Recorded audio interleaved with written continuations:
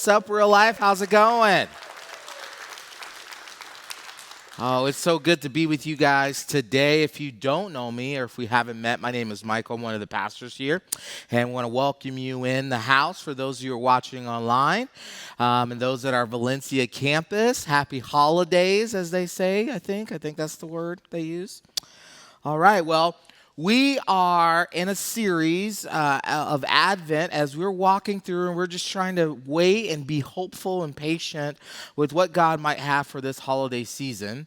And through that, we're trying to walk through maybe some different perspectives, some different ways that we've maybe have learned or grown up with and interacted with God in. And so in this series that we've been exploring the different things and different ways that we've often interacted or learned about God. And whether you realize this or not, we've all been taught things about God over the course of our lifetime.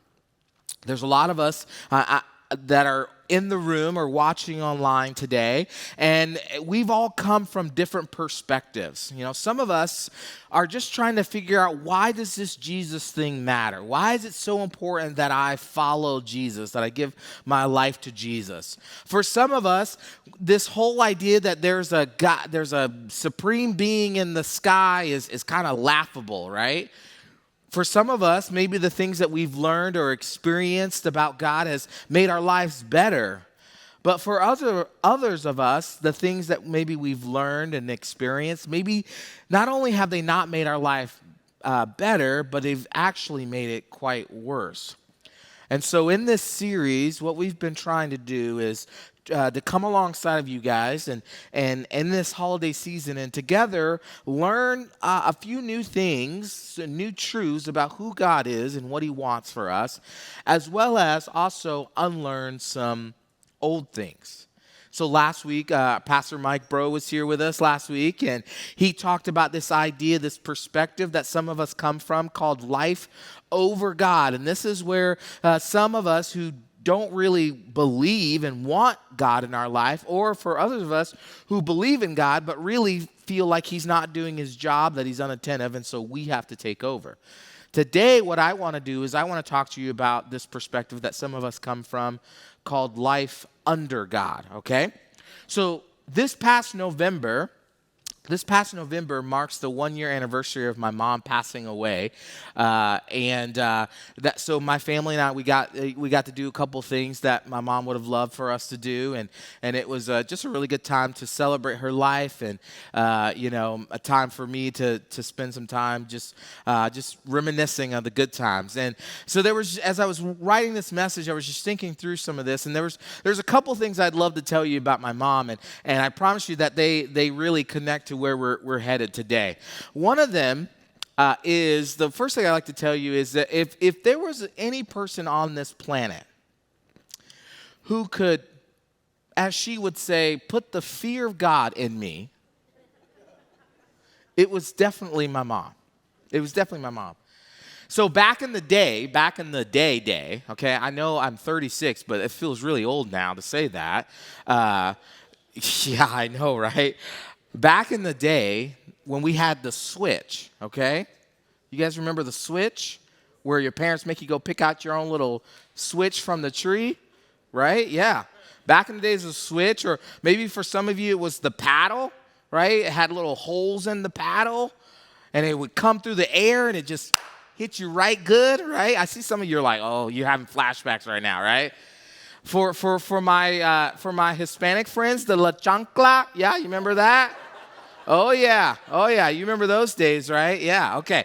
My mom had two basic phrases that she would use with me and my sisters when especially me, I got the most whippings, okay? When we were either approaching a whooping or we were at what I call DEFCON 1 whooping, which it was imminent, okay? The first thing she would say is, now listen, boy, I don't play that radio, right? She would say, I don't play that radio. And I just knew, oh, that's signal in Michael's head, alert, alert, you are quickly approaching the danger zone, okay? Mom is ready to tear your butt up, okay? And then when I knew that I was about to get a whooping, she would say, you know what? Okay, I'm about to put the fear of God in you. And that's what she would do. And I just knew, oh gosh, run to the room, put on 3 or 4 pairs of underwear, and hold on for dear life. That was my mom, right? It was already too late once she said that. She would say, boy, I'm about to put the fear of God in you. And I remember as I got older and I started to attend church, and I was listening to this little old church that I went to in Florida. I was listening to the pastor, and he would talk about how he would say how we should fear God. He was like, you need the fear of God in you. And I'd be like, flashbacks of my mom tearing my butt up, like, oh gosh, oh no. If that's what following God meant, I don't want any part of it. I just didn't. And I would, excuse me, for the longest time until I went to college, my concept of God was this big old dude up in the sky waiting for me to make a mistake, waiting for me to fail. And when I did, he would send his wrath down in the form of my mom whooping my butt. That's what I thought for the longest time. If I broke the rules that mattered to God, well, I was done for. And I would imagine that many of you here today or watching online as well, maybe because of what your parents taught you, that's the version of God that you know, that you've come to understand. Maybe because of the church you might have went to, there was a pastor who was unendlessly talking about God's wrath for the world. You've seen those guys. Well, if they don't do this, the Lord will strike them down. Hallelujah. Let's pass the offering plate. Right? All you've heard is that following God is about rules. And if you break those rules, well, now you're about to experience the fear of God. Maybe to you, God doesn't seem like this loving God that you hear about each week you come to Real Life Church. Maybe he seems more like an angry, killjoy God. And if that's you, can I just tell you, you're not alone. You're not alone.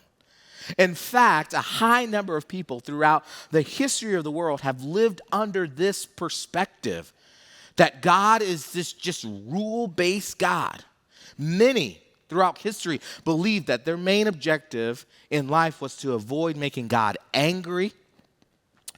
And if they were able to live out the unending list of rules he had, in fact, anthropology, which is basically the study of human societies and culture, would have us believe that every single religion's end game was to appease whatever God it was worshiping. Back in the ancient times of this world, many believed that everything happened not because of nature or science, but because of the will of the gods. My daughter's really into mythology right now, and so we've been reading a lot of mythology books and watching mythology movies. And man, all the time, the biggest thing you heard in all those things was like, well, we have to pray for the will of the gods, the will of the gods, the will of the gods.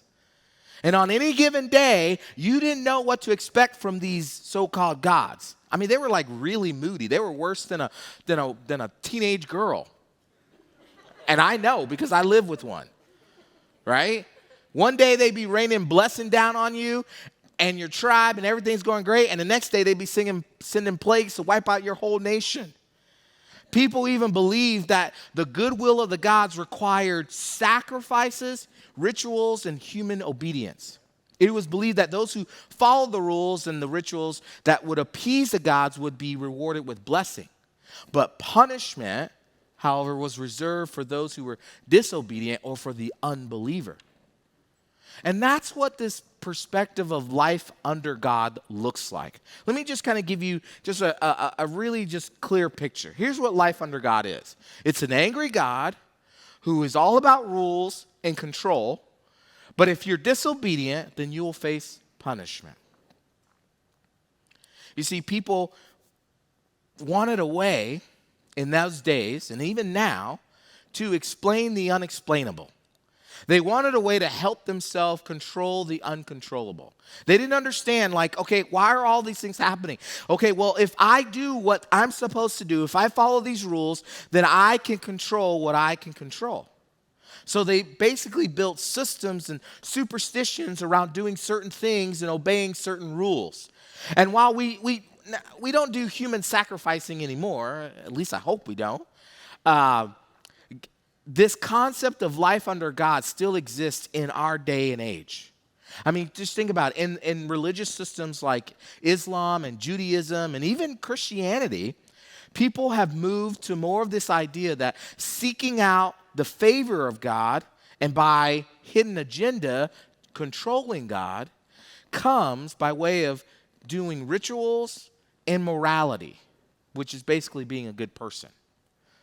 You see, for a lot of us, if you see this illustration on the screen here, we've come to believe that if we follow all the rules we find in the Bible, if we do exactly what God says we should, if we somehow don't tick God off, we will be okay.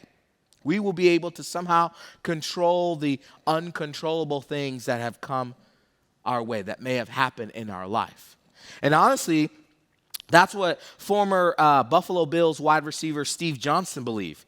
You see, during the 2010 season, his Bills were playing against the Steelers. And in that game, Johnson dropped a surefire touchdown, okay? He dropped the touchdown. I mean, it was literally in his arms in overtime, which cost the team the game. Man, it was a big game, and it cost him this game. Afterwards, Johnson got on Twitter, and look what he said here. This is what he said. He said, "I praised you 24/7, and this is how you do me. You expect me to learn from this? How? I'll never forget this ever. Thanks, though." This is him tweeting to God. I don't know if God has Twitter, but I love the thanks, though part. That's my teenage daughter at home. Whenever I don't do something, she'll be like, "Thanks, though." I'm like, "Oh, sweet." She's like, "No, that was sarcastic. I really didn't mean thank you." Okay, I get it.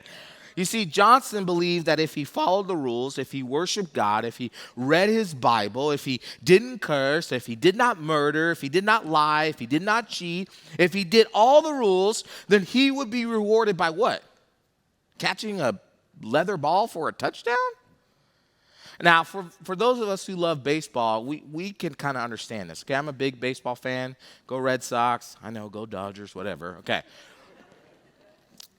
But you guys get this if you're a baseball fan, right? You watch your baseball game and your team's in the playoff, right? And you sit in the chair a certain way and you don't go pee until like the 7th inning because if you go before that, it'll mess up the mojo. You cross your legs a certain way. You have the same shirt, the same underwear, the same sock. Your wife can't come in to interrupt until right before the 8th inning, right? Like you do everything a certain way because you think if you do it that way, your team's going to win. It's the one thing that you can control.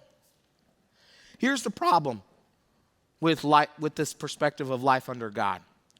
Those rules that we're trying to follow and manipulate only continue to remind us that we're going to fail at following those rules. Do you realize that?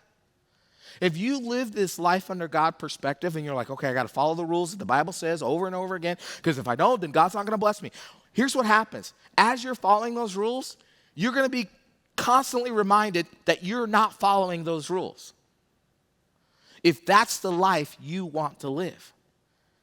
In fact, if we were to take a whole step back to see the whole picture, we would find that the rules that we find in the Bible are a zero-sum game. Okay? Now, I want you to hear me very clearly. I believe that these rules that God gives us, these principles that God puts in the Bible are good for us, and we should live them out. But they should not be the end all of our faith. That if we don't live them out, then it's over. That is not why God designed those. Actually, God designed those so that He could show us how much we need Him. Check out this illustration. Can I tell you, for those of us who've been living this posture, we've been deceived.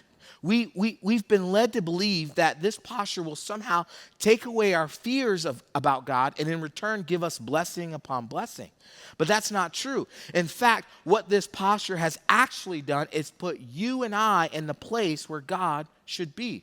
And what we're trying to do is we're trying to control God. We're trying to control the uncontrollable. We may think that we're being humble and religious, moral men and women of God, but in reality, all we're doing is trying to control God so that we can maybe potentially control our own world. And none were more guilty of this than the ancient religious teachers that we see in the Bible.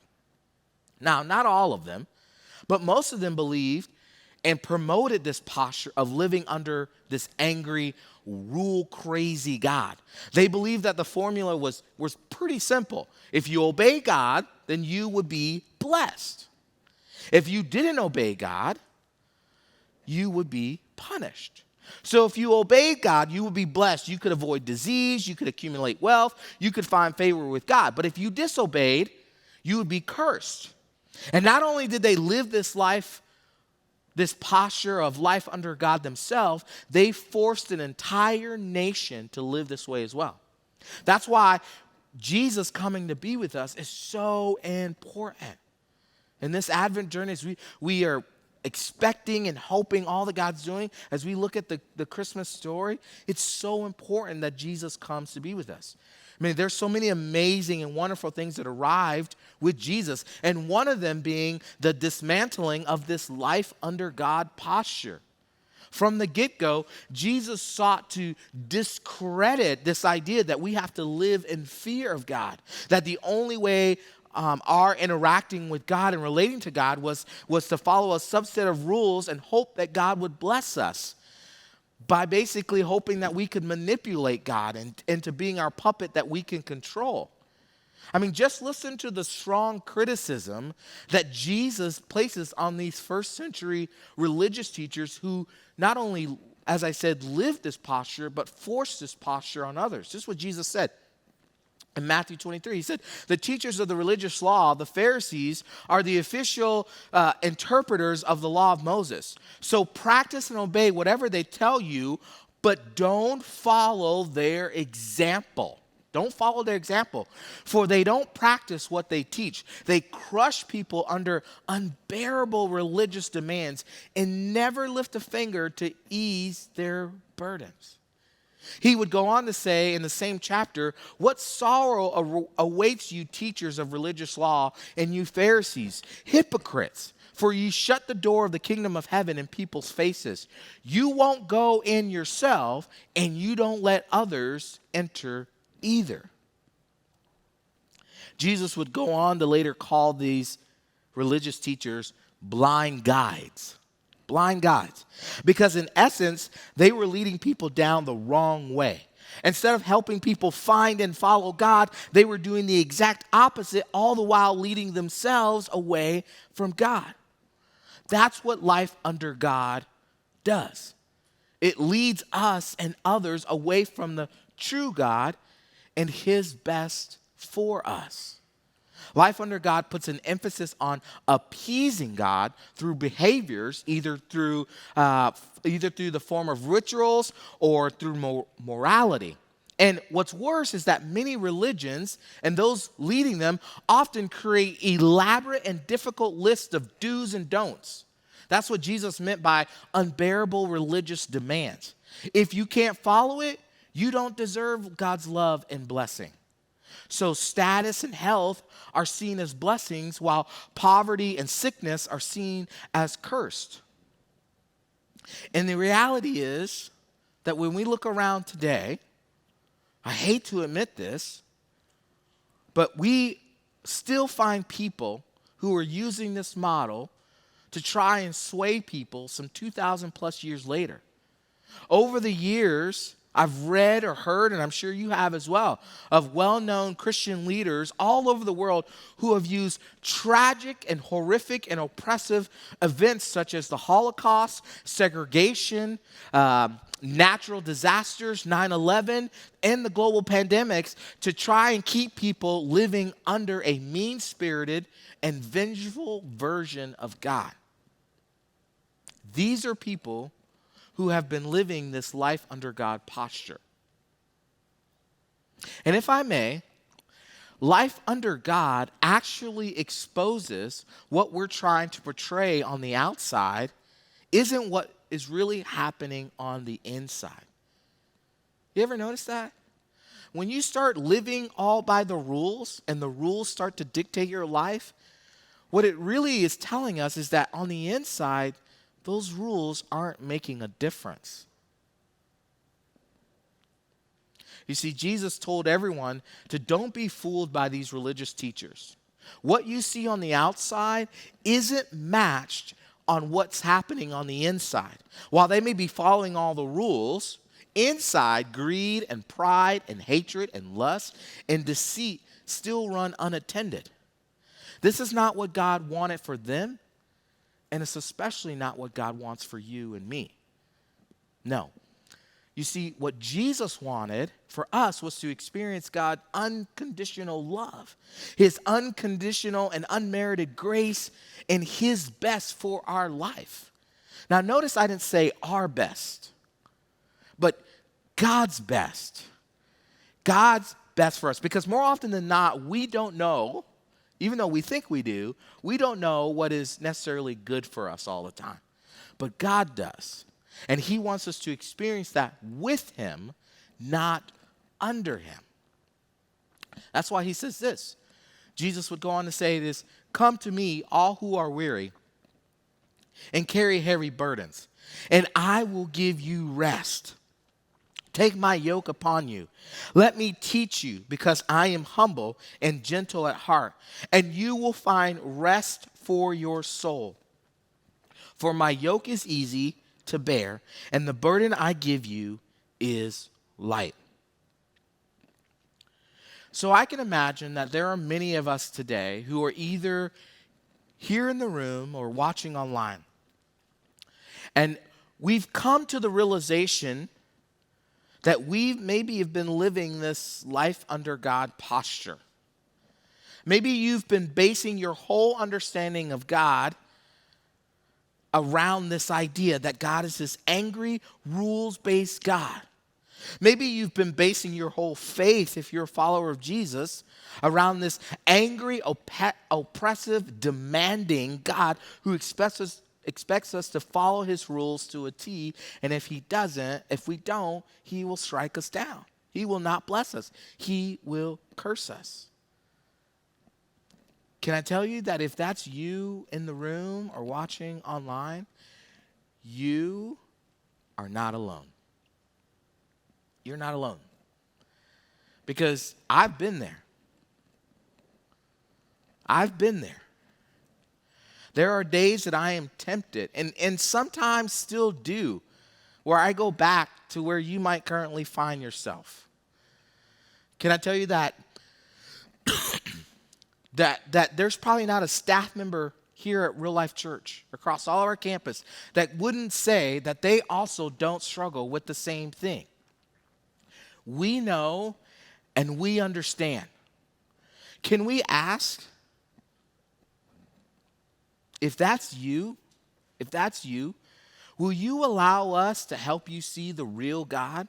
The God who's loving, who's caring, a God who isn't all hellfire and brimstone, a God who, while holy, is also gracious and patient?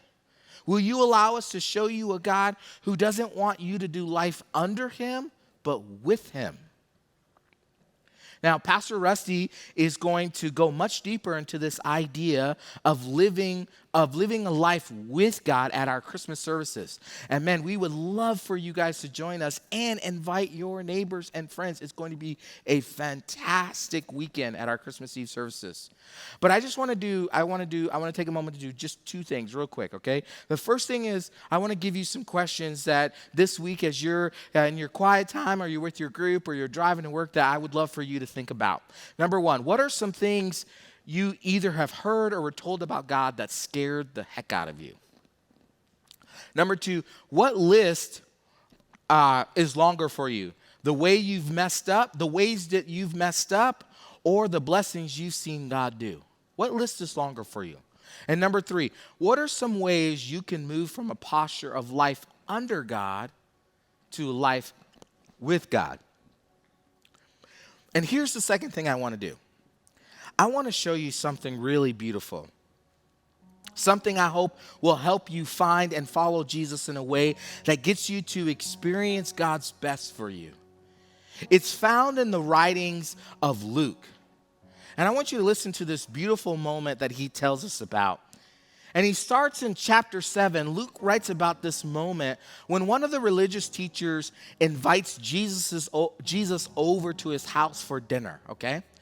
And Jesus ends up going, and while he's there, during this dinner, in the middle of the dinner, this woman who had heard that Jesus was at this home decides to show up and walk right on in the house, okay?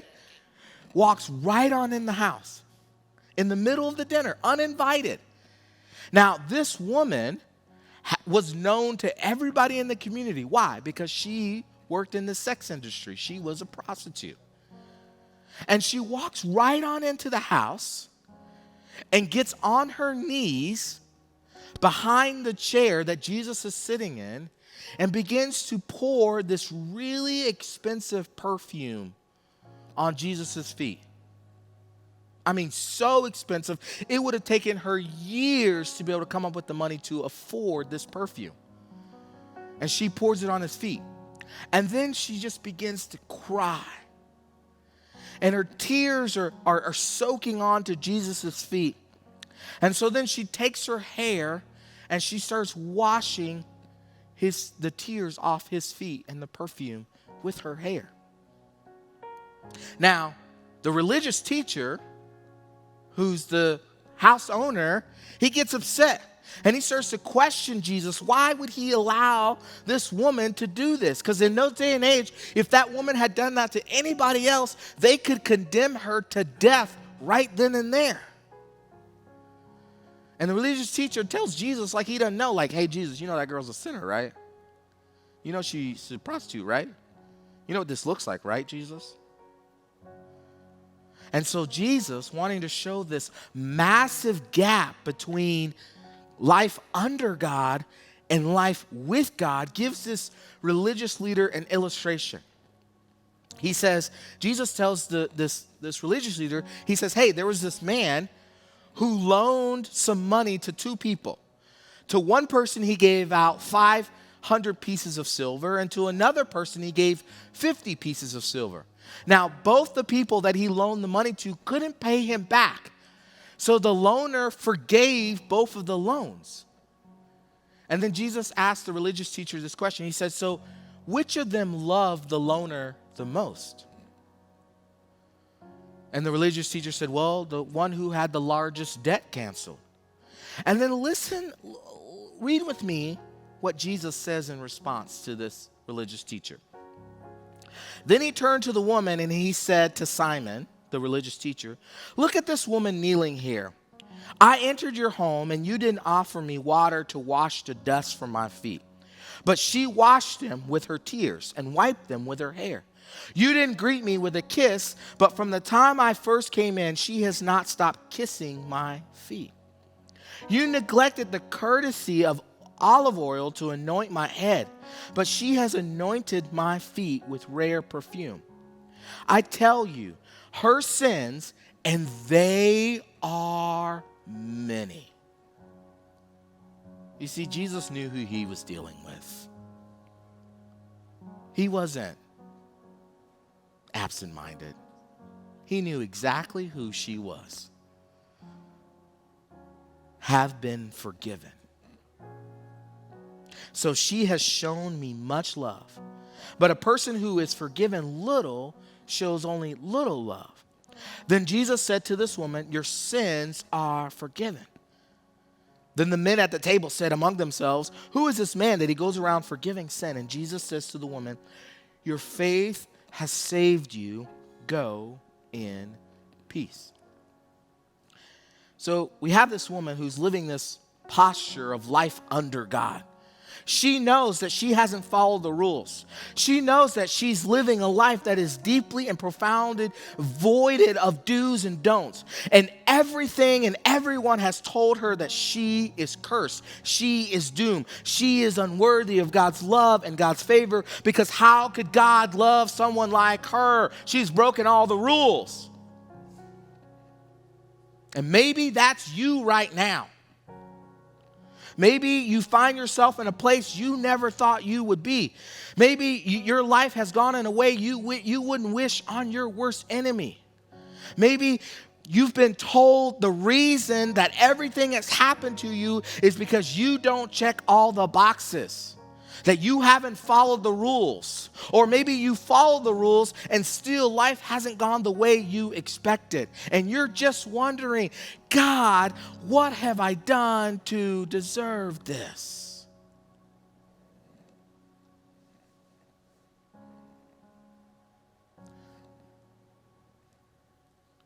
Let me tell you the second thing about my mom. That was her story. People told her that all the bad things that have ever happened into her life was because she lacked following the rules. She had me and my two sisters out of wedlock. She was never married. In fact, my oldest sister and me and my younger sister have different dads. When she was inappropriately touched by a man at a young age, she was told the reason why that happened to her was because God didn't like her. When she got cancer the first time, she was told that that happened to her because she was cursed by God.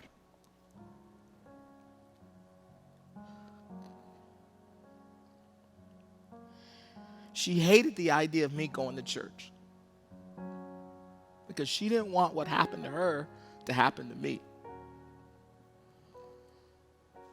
But I had seen a different God. And for years, I just prayed, God, please, can somebody show her the real you? And then in 2013, while I was standing on my porch, my mom called me and told me she had finally seen the true God. And she gave her life to Christ right there on my front porch. Why? Because of a man named Dr. Glenn Castillo, who, incidentally, was her dentist. Dr. Castillo was her dentist, but also parlayed as a small church pastor and invited her to church and kept inviting her and kept inviting her and kept inviting her. And finally one day, across from her little apartment, my mom went. And this little church of 50 people who are watching right now loved on her and showed my mom the real Jesus. It was Dr. Castillo who called me on November 23rd, 2020 to tell me that Jesus had escorted my mom to heaven.